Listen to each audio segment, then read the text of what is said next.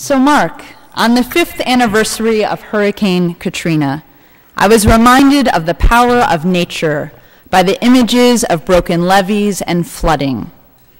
I thought, too, of our own destructive power, of the ravaged Gulf Coast again this past year, the oil gushing unchecked for 106 days, of over 250 million gallons, of the destroyed sea life.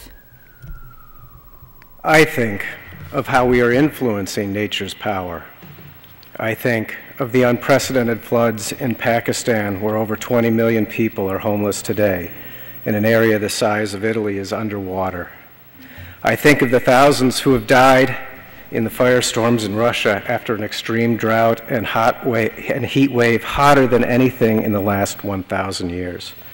I think of how those people will have to cope with these disasters. Our world is changing. Our climate is changing. I often wonder, what can we do?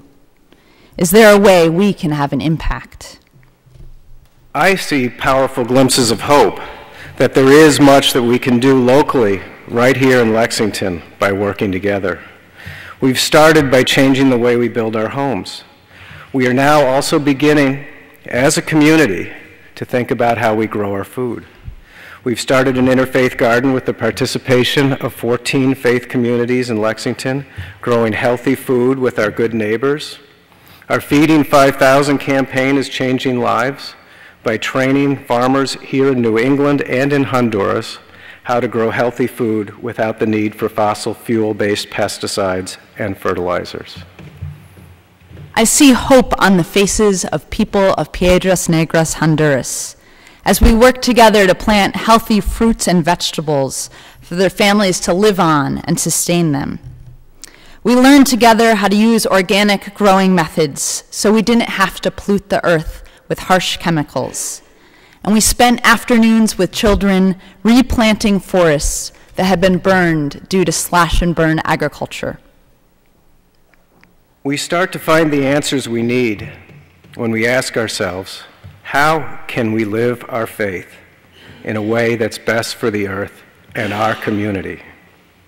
Especially when we think of our community as both our local and our global neighbors, those here in Lexington and those in the Gulf, those in Kentucky, in Pakistan, Russia, and in Honduras. That we are all connected, and that the decisions we make, that the way we build our homes and the way we grow our food has a deep and profound impact on all of our neighbors.